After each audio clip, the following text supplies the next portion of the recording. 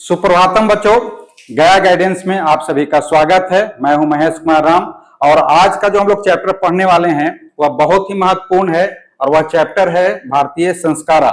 मैं आपको बता दूं कि यह चैप्टर इतना महत्वपूर्ण है कि आपके मैट्रिक बोर्ड परीक्षा में यहां से एकदम 100% क्वेश्चन आने वाले हैं। इसलिए आज का जो चैप्टर उसको ध्यान से समझिएगा, पढ़ने का प्रयास कीजिएगा और मैं भी प्रयास करूंगा कि आपको अच्छी तरह से बताऊं ताकि आप एग्जाम बोर्ड में जो भी प्रश्न आए उसको आप हल कर सकते हैं। तो चलिए आगे बढ़ते हैं और आज का चैप्टर भारतीय संस्कारा हम लोग स्टार्ट करते हैं।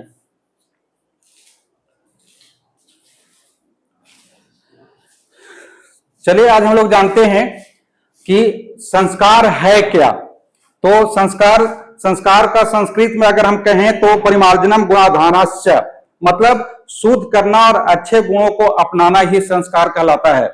हमारे अंदर जितने भी अवगुण हैं अगर उसको हम निकालने के लिए नए नए गुणों को अगर अपनाते हैं तो ये हमारा संस्कार है, जो जन्म के पूर्व से मृत्यु के बाद तक का किया जाता है।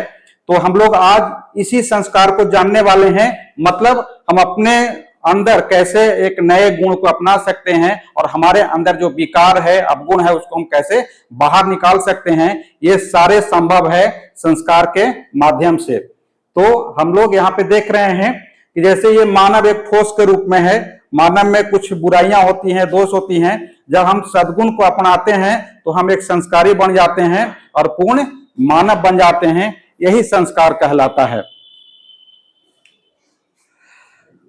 चलिए बच्चों, हम लोग जानते हैं कि संस्कार कितने प्रकार के होते हैं और कौन कौन संस्कार होते हैं।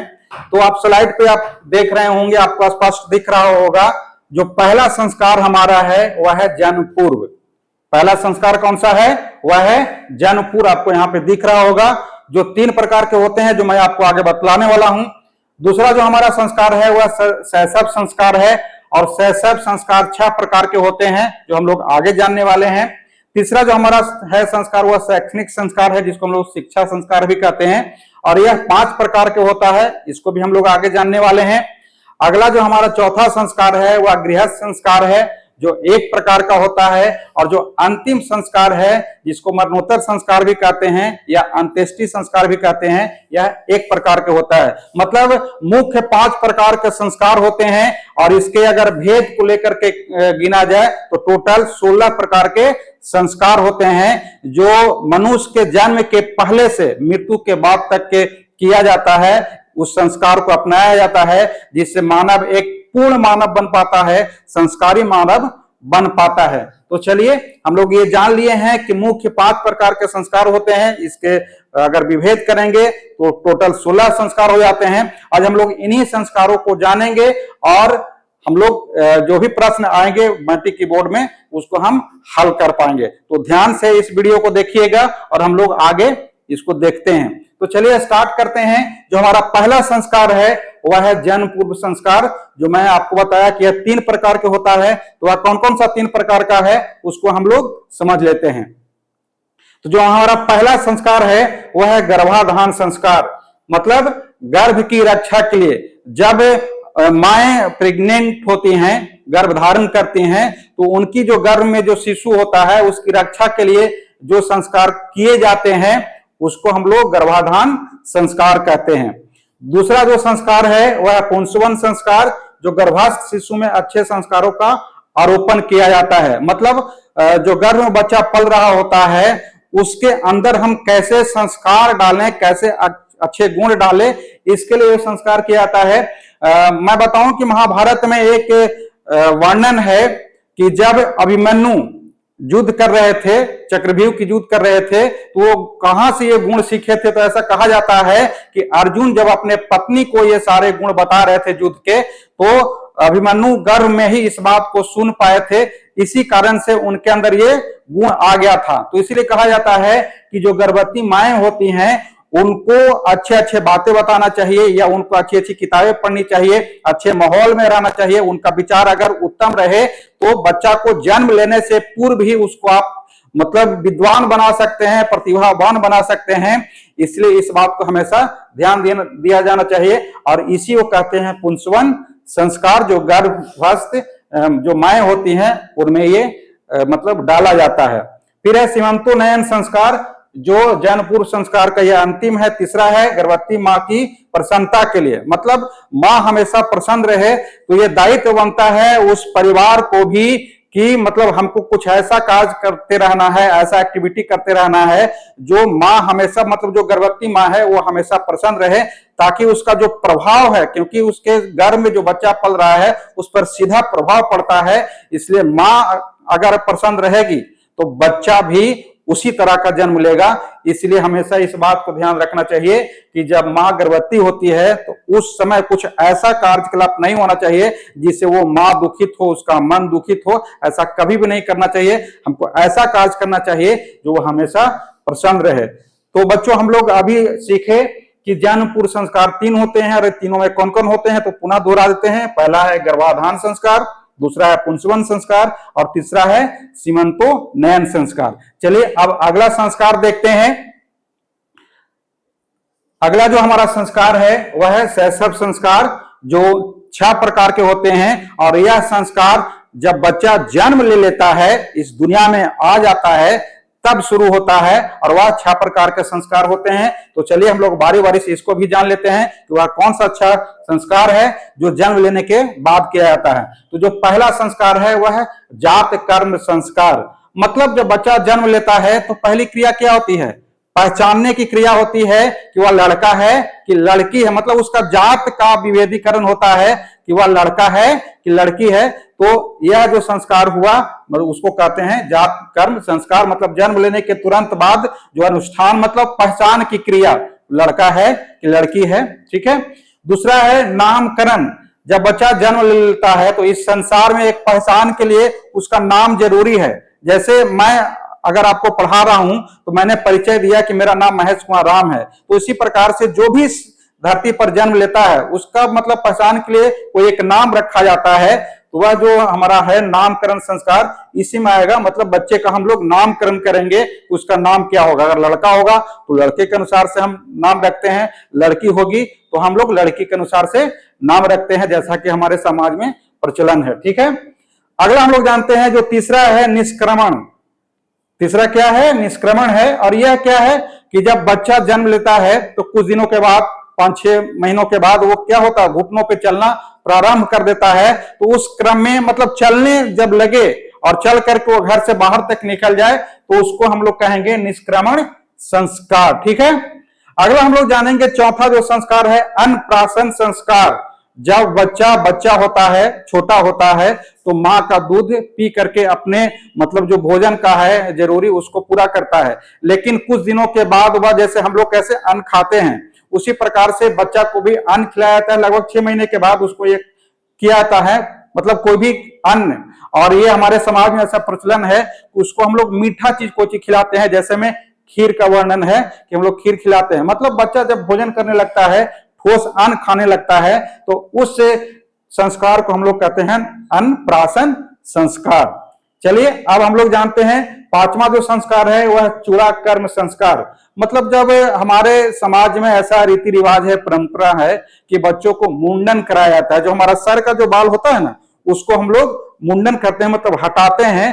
तो वह जो मतलब संस्कार आता है वह चूड़ा कर्म संस्कार के अंतर्गत आता है। जब बच्चा को पहली बार जो सर का बाल होता है उसको हम लोग हटाते हैं, मतलब मुंडन करते हैं, तो उस कर्म को हम लोग कहते हैं शैशव संस्कार के अंतर्गत चूड़ा कर्म, ठीक है। अब शैशव संस्कार में जो अंतिम है, जो छठा संस्कार है, वह है कर्ण वेद संस्कार। कर्ण वेद संस्कार, ऐसे हमारे समाज में प्रचलन है कि लड़कियों का कान और नाक के को छेदा जाता है, मतलब आभूषण पहनने के लिए। लेकिन हमारे भारत देश में बहुत से ऐसे प्रांत हैं, बहुत से ऐसे जगह हैं जहां पे लड़के भी अपना कान छेदते हैं और आभूषण पहनते हैं। तो जो कान और नाक छेदा जाता है उसको हम लोग कर्ण वेद संस्कार कहते हैं, जो शैशव संस्कार के अंतर्गत आता है। तो बच्चों, हम लोग इसके अंतर्गत सीखे कि शैशव संस्कार 6 प्रकार के होते हैं। एक बार रिपीट कर देते हैं। वह है पहला जात कर्म, दूसरा नामकरण, तीसरा है निष्क्रमण, चौथा है अन्नप्राशन, पांचवा है चूड़ा कर्म और छठा है कर्णवेद संस्कार, जो शैशव संस्कार के अंतर्गत आता है। अगला जो हमारा संस्कार है वह है शैक्षणिक संस्कार, जिसको हम लोग शिक्षा संस्कार भी कहते हैं। और यह 5 प्रकार के होता है। कितने प्रकार के होते हैं? तो 5 प्रकार के होते हैं। तो चलिए इसको भी जान लेते हैं। पहला जो हमारा है वह है अक्षर आरंभ। जब बच्चा लगभग ऐसा माना जाता है कि 6 बरस का हो जाता है तो हम लोग विद्यालय में कहीं भी एडमिट कराते हैं कि पढ़ना प्रारंभ करता है। तो उस समय जब बच्चा कहीं विद्यालय में जाता है तो वह अक्षर या अंक कुछ भी प्रारंभ करता है, लिखना स्टार्ट करता है या उसको सिखाया जाता है, तो उसको हम लोग क्या कहते हैं? शिशु द्वारा अक्षर लेखन और अंक लेखन आरंभ करना। जैसे मैं भी बचपन में जब स्कूल गया था तो मुझे याद है कि वहां पे गुरुजी के द्वारा चौक पकड़ा करके और अपने से हाथ पकड़ करके हमको का लिखना सिखाए थे। तो उसी प्रकार से जो भी बच्चे होते हैं वो शिक्षा जब ग्रहण करना स्टार्ट करते हैं तो कहीं ना कहीं से शुरुआत करते हैं, चाहे वो क लिखें, एक लिखें या ए लिखें, कुछ भी लिखें, तो हम लोग उसको कहेंगे अक्षर आरंभ, जो शैक्षणिक संस्कार के अंतर्गत आता है, जो पहला होता है। दूसरा जो संस्कार होता है यह होता है उपनयन संस्कार। अब उपनयन संस्कार में क्या होता है कि गुरु द्वारा शिष्य को अपने घर ले जाना होता है। ये जो बातें लिखी हुई है ये वैदिक काल की लिखी हुई है। पहले क्या होता था? गुरुकुल होता था जहां पे बच्चे जाते थे पढ़ने के लिए, लेकिन अब बच्चों ऐसा हो गया है कि अब गुरुकुल नहीं है, अब आपके घर गुरु जाते हैं, आपके गांव में विद्यालय होता है, वहां शिक्षक जाते हैं और आपको पढ़ाते हैं। तो ये थोड़ी सी उल्टी हो गई है। पहले बच्चे गुरु के घर जाते थे, अब गुरु ही बच्चे के घर जाते हैं, मतलब उनके पास तक जाते हैं और पढ़ाते हैं। ठीक है।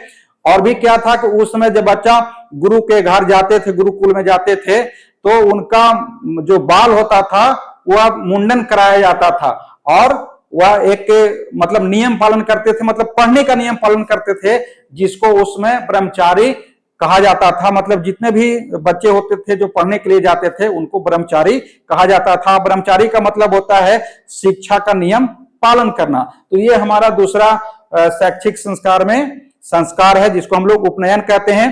चलिए 3 और संस्कार हैं, इसको भी देख लेते हैं। तीसरा जो हमारा संस्कार है जिसको कहते हैं वेद आरंभ संस्कार। वेद का मतलब सिर्फ वेद ग्रंथ नहीं होता, उसका मतलब होता है बोध या जानना या ज्ञान, इसका ये अर्थ होता है। तो हम लोग गुरु के घर पर वेदों का अध्ययन शुरू करना, मतलब जैसे आज के डेट में हम लोग विद्यालय में जाते हैं तो हर विषय को पढ़ते हैं, चाहे हिंदी हो, संस्कृत हो, इंग्लिश हो, गणित हो, सामाजिक विज्ञान हो या विज्ञान हो, इन सारे विषयों को, इसका अतिरिक्त भी संगीत, ये सब सीखते हैं। मतलब जो भी हम लोग विषय सीखते हैं वो इसके अंतर्गत आएगा आज के डेट में। और जिस समय की बात लिखी हुई है उस समय अधिकांश लोग वेदों का अध्ययन करते थे, क्योंकि वेदों में सारी चीज लिखी हुई है। जो आज हम अलग अलग विषय के नाम से पढ़ते हैं वो वेद में सारा चीज मिलता है। इसलिए जो हमारा तीसरा संस्कार है वेद आरंभ संस्कार है।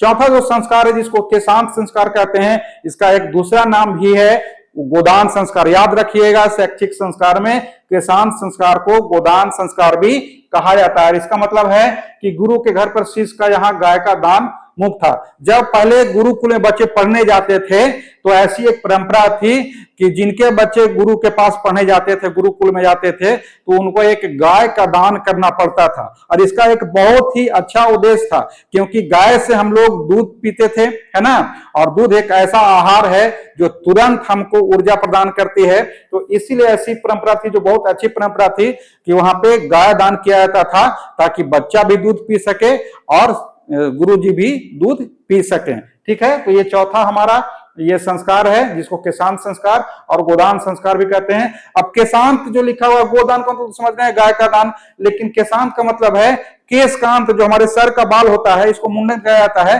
पहले जब हम लोग गुरुकुल में जाते थे, बच्चे जाते थे, तो वहां पे सर का मुंडन दोबारा कराया जाता था, इसीलिए इसको केशांत संस्कार भी कहा जाता है। चलिए शैक्षिक संस्कार में अंतिम जो संस्कार है वह है समावर्तन संस्कार। समावर्तन संस्कार का मतलब होता है कि जब आपकी शिक्षा पूर्ण हो जाती है, जब हम कहीं पढ़ते हैं तो कभी न कभी तो हम अपने आप को मानते हैं कि अब हमारी पढ़ाई पूरी हो गई है, इसके बाद हमको पढ़ाई नहीं करना है, बल्कि इस पढ़ाई से हम लोग जो सीखा, अध्ययन किया, जो समझा, उसको हम लोग इम्प्लीमेंट करके अपने जीवन को चलाने के लिए धन का उपार्जन कुछ भी काम करते हैं, है ना।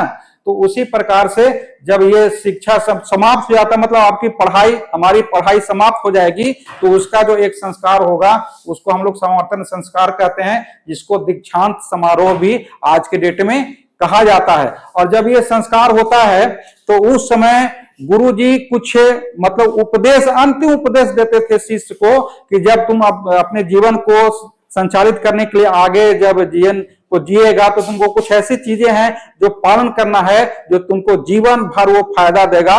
और वह पहला क्या था? पहला था सत्यम वद, मतलब आपको सत्य बोलना है। क्योंकि जीवन में अगर आप हर चीज में सफलता पाना चाहते हैं तो अपने आप को पहले शुद्ध कीजिए। और संस्कार का मतलब ही होता है कि अपने अंदर जो अवगुण है उसको निकाल करके अच्छे गुणों को समाहित करना, उसी को संस्कार कहा जाता है। तो जो पहला संस्कार इसके अंतर्गत आता है कि आपको सत्य बोलना है ना। आप संसारिक जीवन में जा रहे हैं तो आपको क्या बोलना है? सत्य, ताकि आपके वचन पे लोग विश्वास कर सके। दूसरा है धर्मम चर, जो आपका धर्म है उसको पालन करना है। धर्म का मतलब क्या है कि मतलब मंदिर में जाकर के अगरबत्ती जला देना, लड्डू पेड़ा चढ़ा देना, सिर्फ यही धर्म नहीं है। जो आपका मूल कर्तव्य है वही वास्तविक में धर्म है। जैसे मान लीजिए आप विद्यार्थी हैं तो पढ़ना आपका धर्म है। जैसे मैं शिक्षक हूं, आपको पढ़ा रहा हूं, तो मेरा पढ़ाना धर्म है ना। हर एक क्षेत्र में हर एक व्यक्ति का धर्म और उसके कार्य, उसके दायित्व, उसके मतलब अलग अलग हो सकता है। कोई जरूरी नहीं है कि मंदिर मस्जिद से जुड़ा हुआ चीज है, वो नहीं है। आपके कर्तव्य को निभाना ही धर्म है, तो इससे जुड़ा हुआ चीज है। और तीसरा था कि आपको आलस नहीं करना है, क्योंकि व्यक्ति का सबसे बड़ा अगर कोई दुश्मन है तो कहीं बाहर नहीं है, वो आपके अंदर है, और वह दुश्मन है आलस, है ना। तो किसी भी काम में आपको आलस नहीं करना है। आलस तो कहता है कि अच्छा इस काम को कुछ देर में कर लेंगे, कल कर लेंगे, परसों कर लेंगे, और इससे क्या होता है? आपका टाइम वेस्ट होता है और समय किसी का इंतजार नहीं करता। इसलिए कभी भी आलस नहीं करना चाहिए, क्योंकि आलस क्या है? हमारा सबसे बड़ा शत्रु है जो हमारे ही अंदर समाया हुआ है। तो ये बच्चों था शैक्षिक संस्कार, जो 5 प्रकार के होते हैं, जो मैंने आपको बताया। चलिए अगला संस्कार आप जान लेते हैं। अगला जो संस्कार है वह एक संस्कार होता है जिसको हम लोग गृहस्थ संस्कार भी कहते हैं, और इसके अंतर्गत आता है विवाह। गृहस्थ संस्कार में क्या आता है? विवाह आता है। और जब हमारी पढ़ाई खत्म हो जाती है तो जब हम सांसारिक जीवन में आते हैं तो वह जो पहला संस्कार है वह है संस्कार। और जब संस्कार, ये विवाह संस्कार होते हैं, तो इसमें कुछ कर्म कांड किए जाते हैं। कर्म कांड इन द सेंस की रस्में पूरी की जाती है, तब ये विवाह संस्कार संपन्न होता है। तो वह कौन कौन सा रस्म है जिसको मतलब जीवन में मतलब ऐसा करने के बाद ही हम मतलब आ पाते हैं? तो चलिए उसका नाम बता देते हैं। तो मैंने कुछ लिखने का प्रयास किया है, हो सकता है कि इससे भी ज्यादा मतलब हो सकता है रस्में, और होते ही हैं। मैंने प्रमुख जो रस्म निभाई जाती है उसको लिखा है। तो पहला जो है अग्नि स्थापन, है ना। आप नीचे में यहां देख रहे होंगे अग्नि स्थापन, मतलब जब विवाह जब किसी व्यक्ति का होता है तो जो मंडप बनता है वहां पे देखेंगे कि अग्नि प्रज्वलित की जाती है, मतलब अग्नि का साक्षी मान करके ये सारे रस्में निभाई जाती है। तो जो पहला होता है वह होता है अग्नि स्थापन। दूसरा लिखा हुआ है लाजा होम। लाजा होम का मतलब होता है कि जो धान का जो लावा होता है ना, जिसको मतलब जो लड़की का भाई होता है उसको मंडप में उस अतिक वेदी के गोले गोले घूम करके, मतलब ऐसी रस्में हैं जो किया जाता है, उसी को हम लोग लजा होम कहते हैं। अब है अगला है पानी ग्रहण। पानी मतलब हाथ ग्रहण, मतलब लड़का उस लड़की का हाथ थाम लेता है कि मैं अब जीवन भर इसका मतलब देखभाल करूंगा, इसका जो भी मतलब आवश्यकताएं होगी उसकी पूर्ति करूंगा, ऐसा मतलब वो शपथ लेता है। तो उसको हम लोग कहते हैं पाणी ग्रहण, जो लड़की के पिता के द्वारा ये कर दिया जाता है। फिर सप्तपदी। सप्तपदी मतलब वहां जो 7 फेरे लिए जाते हैं, उस मंडप में जो रस्में निभाई जाती है 7 फेरा लेकर के, उसको सप्तपदी कहा जाता है। अगला है सिंदूर दान है ना। जब मतलब हमारे सामाजिक परंपरा में, हिंदू धर्म रीति रिवाज में सिंदूर लड़की के माथे पे लगाया जाता है। जो पहला बार सिंदूर लगाया जाता है वह लड़का द्वारा लगाया जाता है, तो उसको हम लोग सिंदूर दान कहते हैं। अगला है वाग्दान, मतलब हम अपने वचन देते हैं, है ना। ये सारे जीवन भर निर्वहन करने के लिए हम लोग क्या करते हैं? वचन देते हैं, उसी को कहा जाता है। फिर मंडप निर्माण, मतलब वो जो सारी रस्में निभाई जाती है वहां कहाँ निभाई जाती है? तो मंडप में निभाई जाती है, ठीक है। तो उसके निर्माण किया जाता है। वर पक्ष का स्वागत, है ना। जब लड़की के द्वार पे, जिसको हम लोग बाराती कहते हैं, जब आता है तो लड़की के पक्ष से जितने भी लोग होते हैं उनको स्वागत करते हैं, इसको कहते हैं वर पक्ष का स्वागत। उसके बाद है परस्पर निरीक्षण। ऐसा मतलब हमारे रीति रिवाज में परंपरा है कि जब बाराती आती है तो लड़की के द्वार पे लड़का जो होता है, जिसको हम लोग दूल्हा कहते हैं, तो लड़की के तरफ से जो महिलाएं होती हैं उनको निरीक्षण करती हैं, है ना, मतलब ऐसी रस्में हैं, उसी को कहा जाता है। फिर है कन्यादान। पिता के द्वारा लड़की को जब लड़के के हवाले सौंप दिया जाता है कि आज से ये मेरी बच्ची तो थी लेकिन ये अब आपके हवाले है ना, तो उसी को हम लोग कहते हैं कन्यादान। तो इस तरह से मतलब विवाह संस्कार में रस्में निभाई जाती है, जो आपको याद करना है। परीक्षा में अगर पूछ दे कि विवाह संस्कार में कौन कौन सी रस्में होती हैं तो आपको ये सारे लिखने होंगे और ये दीर्घ उत्तरीय प्रश्न में लिखा जाएगा, है ना। इसलिए 2 नंबर का ये सवाल हो सकता है, इसलिए आप इसको याद कर लेंगे। चलिए अगला संस्कार देखते हैं। अगला जो संस्कार है वह हमारा जो 16 संस्कार कुल होते हैं उसका अंतिम संस्कार है, जिसको हम लोग अंत्येष्टि संस्कार कहते हैं। और यह एक प्रकार का होता है जब व्यक्ति इस दुनिया को अलविदा कह देता है ना, मतलब देहांत हो जाता है, मृत्यु हो जाती है, तो उसी को हम लोग कहते हैं अंत्येष्टि संस्कार, जिसमें हम लोग क्या करते हैं, दाह संस्कार करते हैं, है ना। अपने परंपरा के अनुसार ब्रह्म भोज करते हैं, जिसको हम लोग भोज भी कहते हैं, है ना। तो इस तरह के जो संस्कारें की जाती है वह अंत्येष्टि संस्कार में की जाती है। और इस तरह से हम लोग मतलब अपने जीवन में जन्म से पहले से लेकर के मृत्यु के बाद तक के जो मतलब एक क्रियाकलाप रीति रिवाज निभाई जाती है, जो हमारे अंदर एक मतलब गुण का प्रवेश माना जाता है, तो ये मतलब आपके सामने मैंने रखा कि 16 संस्कार होते हैं, मुख्य 5 संस्कार होते हैं। इसको अगर विभेद करते हैं तो उसी को 16 संस्कार ये हो जाता है। तो इसी प्रकार से मतलब 16 संस्कार होते हैं जो व्यक्ति के जीवन में गुणों को प्रवेश कराने के लिए किया जाता है। और अगर इस तरह से होता है तो वह व्यक्ति क्या होता है, सद्गुणी बन जाता है, संस्कारी बन जाता है। तो बच्चों ये था हमारा 16 प्रकार का संस्कार, जो आपको परीक्षा में, मैं आपको पुनः दोहरा रहा हूं कि 100% मतलब ये प्रश्न आने वाले हैं, ठीक है। तो इसको आप अच्छे से पढ़ लीजिएगा, ठीक है। तो चलिए अब इसी से रिलेटेड किस प्रकार से आपसे प्रश्न पूछे जाएंगे तो हम लोग प्रश्नों को देख लेते हैं। चलिए ठीक है, कुछ प्रश्न मैंने आपको यहाँ पे रखा है, इसमें आंसर आपको स्पष्ट दिख रहा है, मतलब आंसर बताने वाला हूं। कुछ प्रश्न दूंगा जो आपको घर से बनाने होंगे, जिसको हम लोग होमवर्क कर सकते हैं। तो जो हमारा पहला प्रश्न है वह है भारतीय संस्कृति की क्या विशेषताएं हैं या क्या विशेषता है। तो इसका जो सही उत्तर होगा मैंने हाईलाइट कर दिया है, जो आपको ग्रीन ग्रीन मतलब ये रंगीन दिख रहा है ना, ग्रीन में। पहला है समय समय पर संस्कारों का अनुष्ठान, मतलब इसका आंसर क्या होगा, भारतीय संस्कृति की क्या विशेषता है। तो इसका जो आंसर होगा वह होगा समय समय पर संस्कारों का अनुष्ठान। ये पहला प्रश्न, इस तरह से प्रश्न पूछे जा सकते हैं। दूसरा जो संस्कार है, संस्कार का मूल अर्थ क्या है, संस्कार का मूल अर्थ क्या है। इसके पहले ही मैंने बताया, परिमार्जनम और गुणाधानस्य, मतलब गुणों को अपनाना और अवगुणों को बाहर करना, है ना, ये आता है इसके अंतर्गत। तो आप याद रखिएगा कि संस्कार का मूल अर्थ क्या होता है। तीसरा प्रश्न है संस्कारों की कुल संख्या कितनी है। अगर आपसे कुल पूछे तब आपको 16 बताना है, अगर आपको प्रमुख पूछे तो आपको 5 बताना है, ठीक है, याद रखिएगा। कुल मतलब 5 जो प्रमुख होते हैं उसके जो विभेद होते हैं उसको मिलाकर के 16 होते हैं। तो यहाँ पे मैंने हाईलाइट कर दिया है। तो कुल कितने संस्कार होते हैं, तो 16 प्रकार के संस्कार होते हैं, इसको आप लोग नोट कर लेंगे। चौथा प्रश्न आपके लिए मैंने लिखा है जन्म पूर्व कितने संस्कार होते हैं।